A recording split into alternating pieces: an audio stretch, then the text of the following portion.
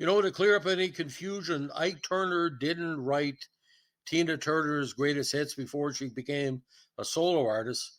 It was Creedence Clearwater Revival, or CCR. Now, the history of this song, we're going over today because of the passing of Tina Turner. And Proud Mary appeared on one of the greatest double-sided 45s of all time. The second side, of course, the B-side was Born in the Bayou. Now, Proud Mary was written by the great John Fogerty, who lost the rights to the song later on. We'll talk about that a little bit later. It was released as a single in January 1969 by Fantasy Records and on the band's second studio album, Bayou Country. The song became a major hit in the States, peaking at number 2 on the Billboard Hot 100 in March 1969, the first of 5 singles to peak at number 2 for the group. A cover version, much different, almost like a rock opera in its presentation, by Ike and Tina Turner, was released in 1971, did pretty well, nearly as well, reaching number 4 in the Billboard Hot 100 and won the duo a Grammy. In a 1969 interview, Fogerty said he wrote it in 2 days after he was discharged from the National Guard.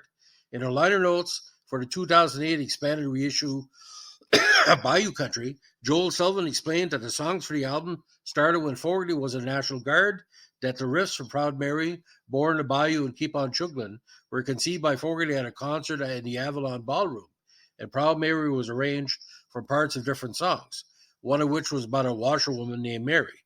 The line "left a good job in the city" was written following Fogerty's discharge for the National Guard, and the line "Rolling on the River" was from a movie by Will Rogers. Now, according to Fogerty, the song is a seamless mix of black and white roots music. Proud Mary is, of course, a steamboat traveling up and down the river, and Fogerty said his lyric sketches out a vivid picture of the protagonist finding a comfortable niche in the community of outsiders, and the story connects back to Mark Twain and also brings the myth of the rambling man and life along the Mississippi into the 60s. Now, Fogerty explained that he liked Beethoven's Fifth Symphony and wanted to open a song with a similar intro, descending by a third, implying the way Proud Mary opens with a repeated C chord to A chord. Fogerty wanted to evoke music gospel harmonies, as exemplified by groups he was familiar with, such as the Swan Silvertones, the Sensational Nightingales, and the Five Blind Boys of Mississippi, especially on the line "Rollin', Rollin', Rollin' on the River," which kind of Ike and Tina expanded on. And the guitar solo, he did his best imitation of Steve Cropper. The basic track for Proud Mary, as with other songs of the album, was recorded by Fogerty, lead guitar, Tom Fogerty rhythm guitar, Stu Cook on bass, and Doug Clifford on drums at RCA in Hollywood, California, with John overdubbing instruments and all the vocals later. Now, Billboard described Proud Mary as a driving blues item with a strong beat. Now, Cashbox described it as a steady-moving, mid-speed chunk of funk and rhythm that will make itself felt in both pop and underground spots. Cashbox ranked it as a number 55 single of the year.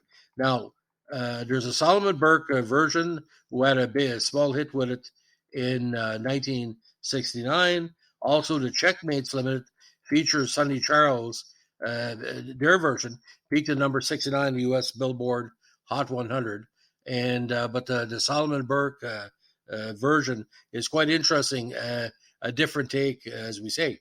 He did sing the version of Proud Mary on American Bandstand on May 24th, 69. Now, Fogerty said that Burke's version of the song, 2,000 miles away, he said, "This man had crawled right up inside my head to learn what Proud Mary was all about. Sure, it's great when someone sings your song, but when he understands it, you listen like it was the first time." Reworked as a celebration of Black consciousness, his potent mix of gospel and country, the kind that defined his earlier sides for Atlantic and driven by a southern funk-like strut. Now, it returned Burke to U.S. R&B Top 20, reaching number 50 in R&B charts and number 45 on the pop charts. So we're 2 years in with Proud Mary, and when the Ike and Tina Turner version was put together, it was outstanding. Premiered January 701 as the second single from their 70 album Working Together, their rendition differs greatly from the structure of the original, but is also well known and has become one of Turner's most recognizable signature songs. You're probably hearing a lot today on the day of her passing. According to Tina, Ike was not keen on the original version, but the cover of Proud Mary by the Checkmates piqued his interest. Ike and Tina Turner's version was substantially rearranged by Ike Turner and Soko Richardson. The song starts off with a slow, sultry, soulful tone in which Tina introduces the song and warns the audience that she and the band are going to start it off nice and easy, as we never do nothing nice and easy, but say they would finish it nice and rough. Wonder what I was referring to. After the lyrics are first sung softly by the Turners, rolling, the song is then turned to a funk-rung vamp with Tina and the Ikeettes delivering gospel-influenced vocals. Again, it peaked at number 4 on the Billboard charts on March 27, 1971, 2 years after original by CCR. It also reached number 5 in the R&B charts and won a duo a Grammy for Best R&B Vocal Performance by a Group in 1972. They first performed a version of the song on Playboy After Dark on December 3rd, 1969, and the episode aired on February 3rd, 1970. They performed it on The Ed Sullivan Show in 1970, in the film It's Your Thing, and on Soul Train on April 22nd, 1972.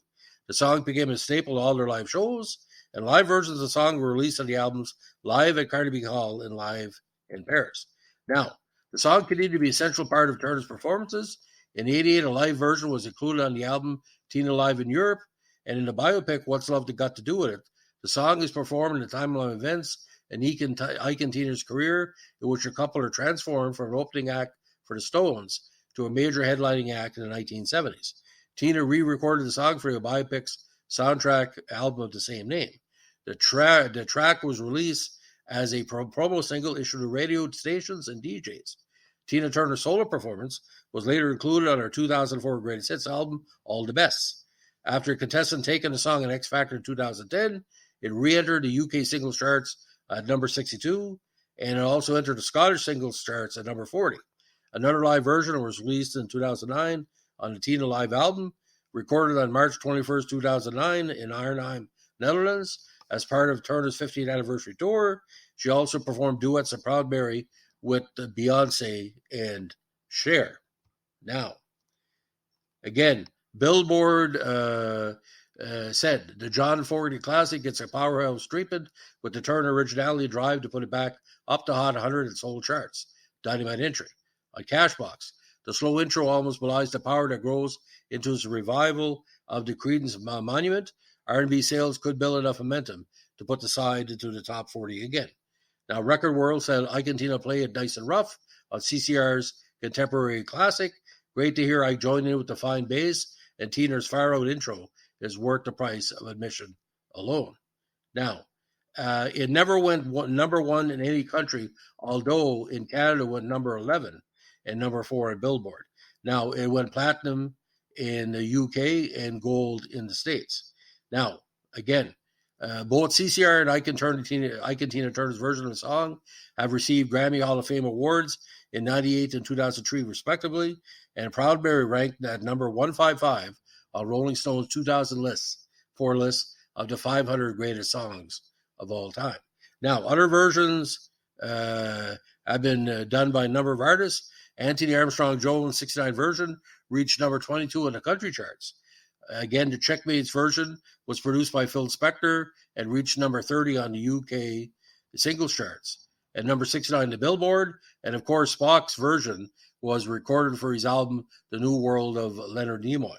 Now, when Presley Bid incorporated Proud Mary in his live shows in 1970, Presley's version is a full-on rocker and is featured in the 1972 concert film Elvis on Tour and on the live albums On Stage 1970 and as recorded at Madison Square Garden in 1972. Now, Neil Sedaka performed a live version of Proud Mary at a concert he gave in Sydney, Australia in 1971. Now, Prince also performed a sample of Proud Mary during his 2007 Super Bowl halftime performance. Now, this, to me, is a top 150 song of all time. Depends what version you like. I like both, but don't play them back and back. You'll get tired. Thanks for listening, and God bless you, and rest in peace, Tina Turner. Bye.